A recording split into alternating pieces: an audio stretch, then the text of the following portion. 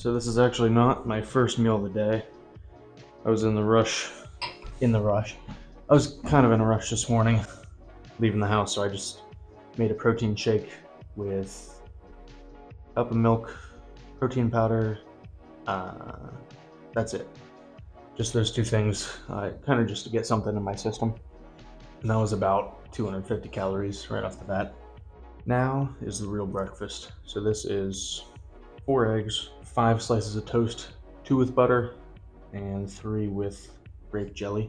This is a pretty big meal, and this isn't the normal size of my meals like throughout the day. Like each meal is not going to be 1,000 calories. I could do that if I only ate about 4 meals a day, maybe 5. My total amount of calories is 4,200 right now while I'm bulking up. So I find it easier to eat 6 meals. And really, it's 5 meals just because, well, here's my schedule for the day. Wake up like 4:15-ish, eat 700 calories, leave by work for 5. Did I say that right? Leave for work by 5, and then don't eat again until about 8:30, like 650 calories then, and then multiply that 3 times, my 3 meals that I eat throughout the day while I'm at work. I work out directly after work, and then I have double the amount, like I have 2 meals to go after work. So that's 4 total pre-lift and then 2 post-lift, which usually what I end up doing is just having 1 big meal post-lift. I just find that easier for me. Even when I'm trimming down a little bit, when I'm on a cut, I find it easier to save some calories for the end of the day, at least post-workout. Just gives you more fuel to recover, and it just keeps you feeling more full, honestly.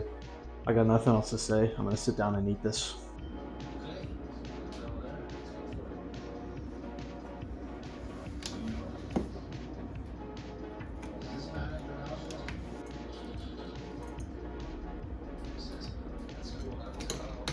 So this is gonna be the pre-workout meal.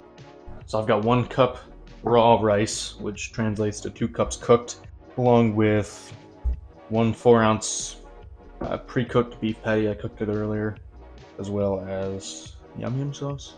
Just a touch. I'm not huge on sauce. Like most of my meals, I'll eat just plain rice, beef, veggies.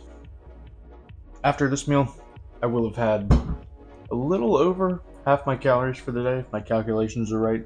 I mean, you will have seen it earlier, but I'll be putting in screenshots of the macros for each meal, the calories, as well as at the end of the video, I'll give a full macro check or macro count. But I got nothing more to say. I'm gonna eat this and go head back.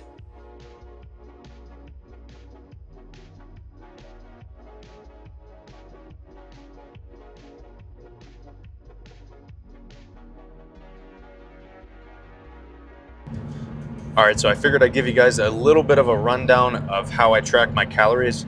So this is the app I use. It's called Nutrition IX, not sponsored, of course. So right there you can see I input my weight for the day. I do that, once every 2-3 days.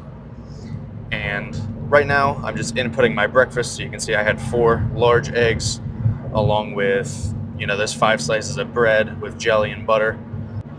And a mistake that a lot of people make is not tracking, the butter and the oils. There's actually a lot of calories that, I don't want to say they're hidden, but they're easy to overlook when you're tracking your calories. And that's something that's very important, especially if you're cutting down, trying to keep those calories down. You could actually be eating more than you think you are. So as you can see there, I tracked that as my AM snack since I actually had a protein shake before that. And so now I'm just adjusting that in to my breakfast. So one thing that's nice about this app is, well, number one, it's free, and you can scan in pretty much any food item that has a barcode on it. So it's just a huge database, and it's completely free to use, like I said.